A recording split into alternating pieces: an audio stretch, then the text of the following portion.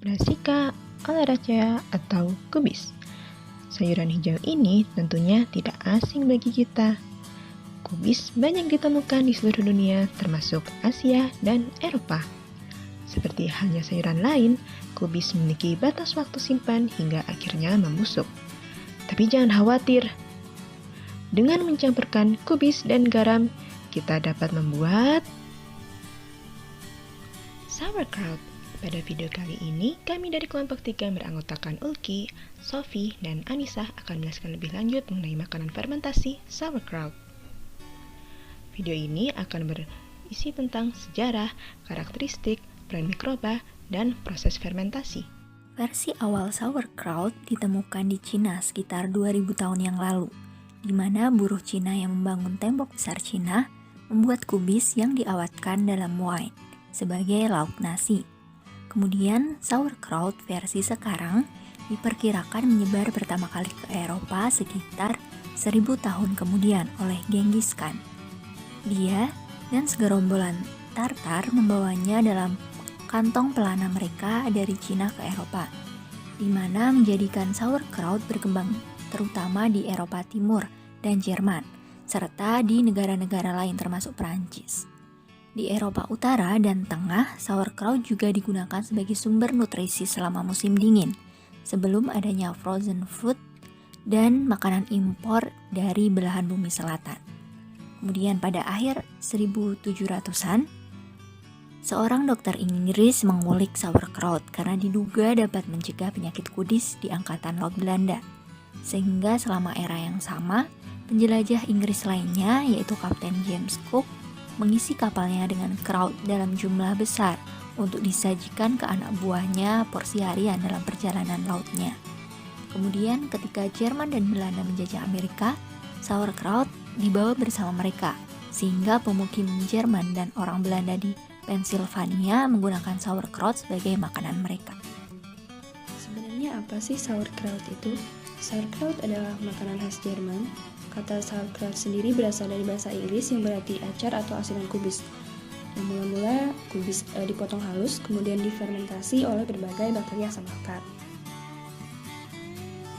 Adapun karakteristik dari sauerkraut berdasarkan uji organoleptik, sauerkraut ini mempunyai rasa yang mirip dengan kimchi, namun mempunyai rasa asam yang lebih kuat dan tidak terdapat rasa pedas. Mempunyai tekstur yang lembut tetapi masih sedikit crunchy, beraroma asam, dan mempunyai warna coklat terang yang sedikit pucat. Sauerkraut dapat menjadi salad, dimakan bersama sosis dan daging, menjadi bahan sandwich, atau dimakan langsung dari jarnya. Lalu bagaimana sauerkraut ini dibuat? Sauerkraut dibuat dengan proses fermentasi asam laktat yang secara umum mirip dengan proses pembuatan acar mentimun atau kimchi tradisional. Secara konvensional atau skala rumahan, fermentasi ini dilakukan secara spontan oleh bakteri asam laktat yang ada secara alami sebagai bakteri pada daun kubis mentah yang dipanen. Pertama, kubis dicuci, dipotong menjadi potongan halus dan ditempatkan dalam wadah. Kemudian ditambahkan garam. Tujuan diberikan garam yaitu untuk membantu mengeluarkan cairan dari kubis dan menjaga kondisi fermentasi dari kontaminasi. Air garam harus menutupi kubis selama periode fermentasi. Dan garam yang ditambahkan sebanyak 1 hingga 1,5 kg per 50 kg kubis atau 2 hingga 2,5% dari berat kubis. Kemudian diberikan tekanan mekanik agar sel tanaman pecah dan cairan dalam sel kubis yang mengandung gula dan nutrien yang sesuai untuk pertumbuhan bakteri asam laktat dapat keluar dan akhirnya menutupi kubis sepenuhnya untuk memulai proses fermentasi. Kemudian dilakukan inkubasi dalam kondisi kedap udara pada temperatur optimum 18 hingga 21 derajat Celcius. Proses pembuatan dengan starter culture.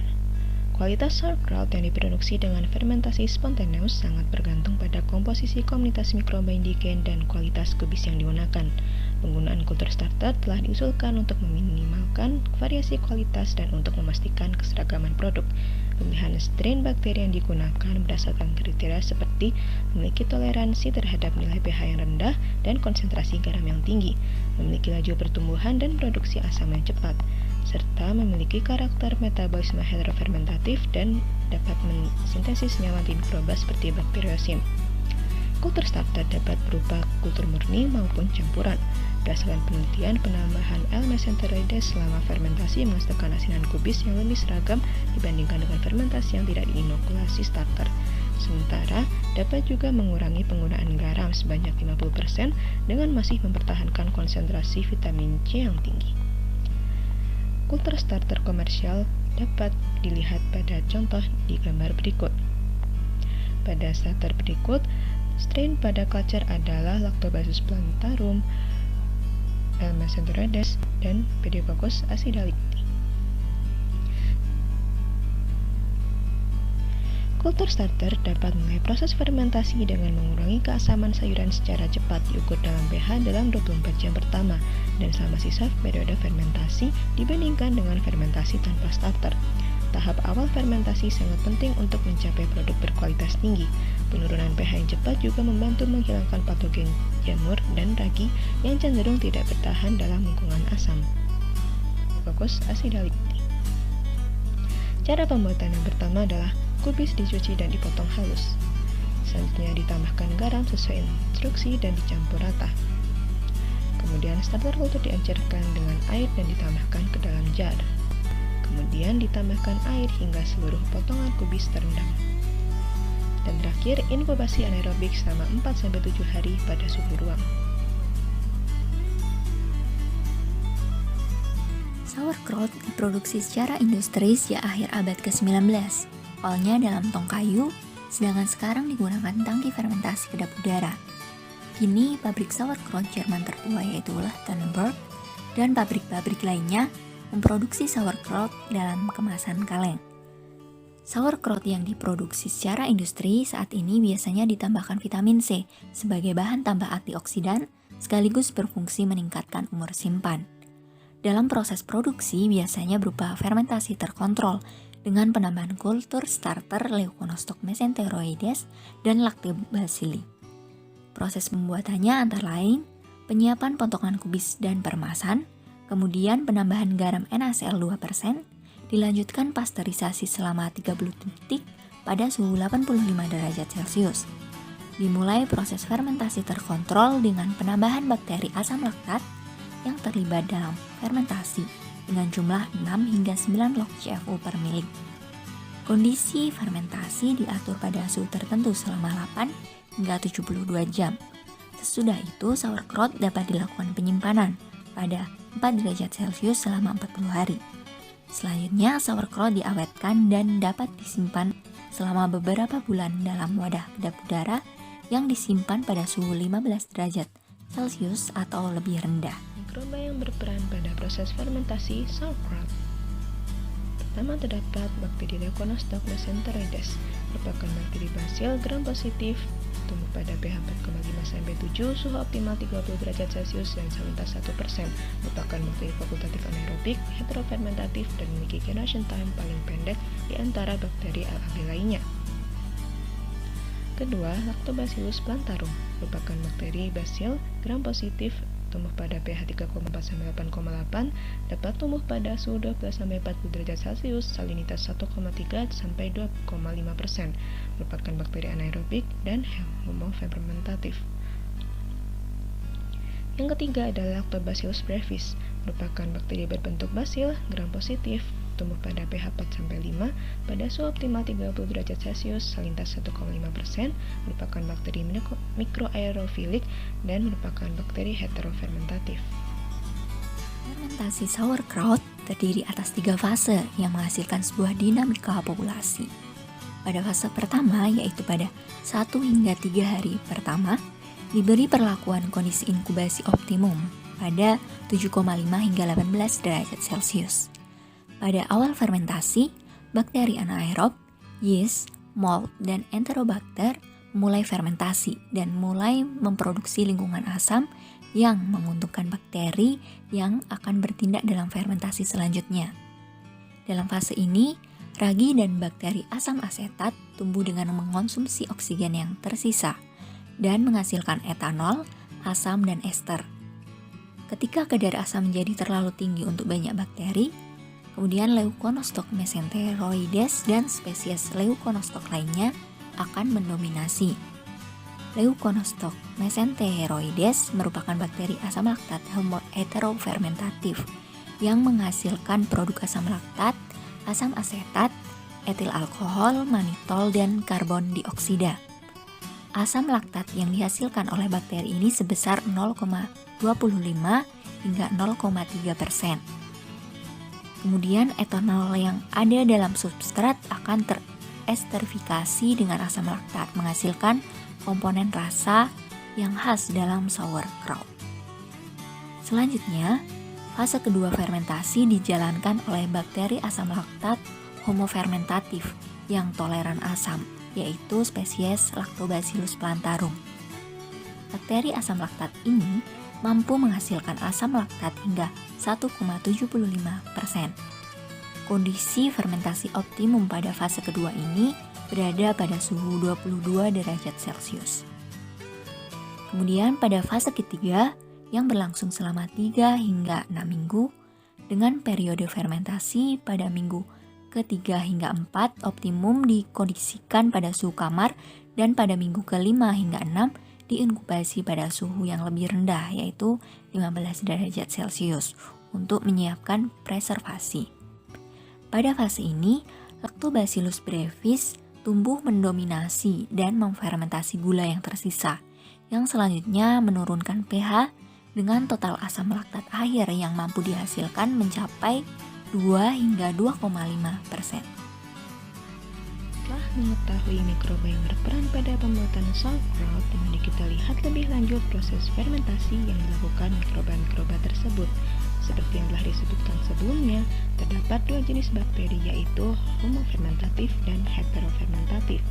Pada layar berikut adalah proses fermentasi yang dilakukan oleh Leuconostoc mesenteroides sebagai bakteri heterofermentatif. Kubis mengandung sukrosa yang merupakan disakarida dari glukosa dan fruktosa. Glukosa sendiri akan mengalami glikolisis menjadi pirufat dan berubah menjadi asam laktat pada kondisi anaerobik. Selanjutnya, pirufat dapat masuk pada siklus Krebs menghasilkan asetil-CoA yang kemudian diubah menjadi asam asetat.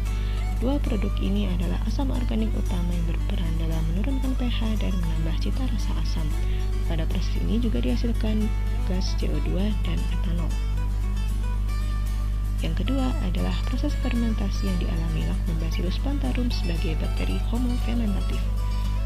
Dapat dilihat pada layar, fruktosa diubah menjadi gliseraldehid, kemudian diubah menjadi fosfenol pirufat menjadi pirufat, dan pada kondisi anaerob diubah menjadi asam laktat.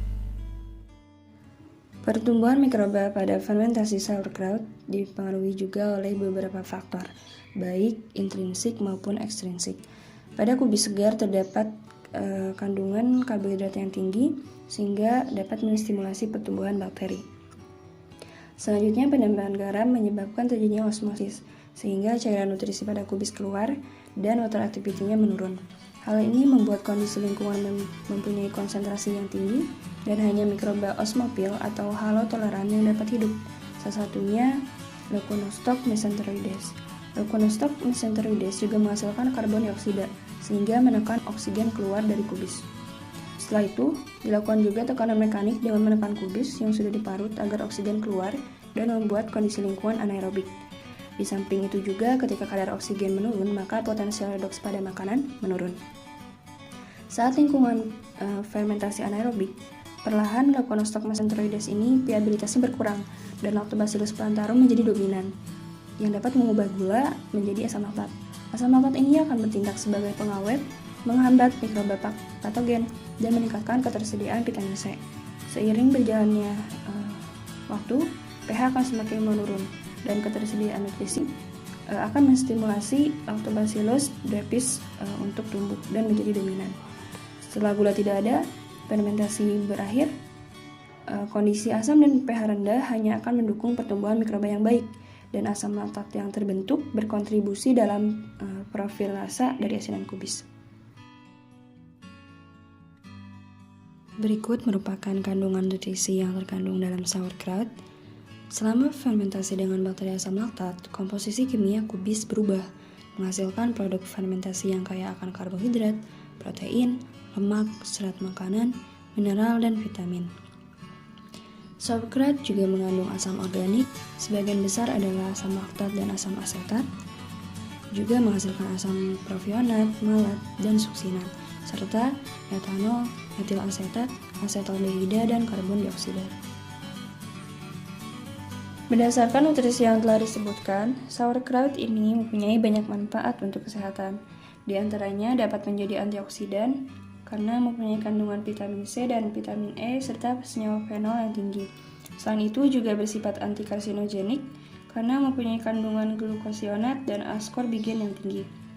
Sifat antikarsinogenik ascorbigen ini mempunyai kemampuan untuk menginduksi enzim xenobiotik dan apoptosis sel tumor yang telah diketahui dengan baik, menjadi sumber probiotik, mikroba yang baik untuk pencernaan manusia, dan bersifat anti-inflamasi, yaitu dapat mencegah produksi nitrogen monoksida oleh makrofag.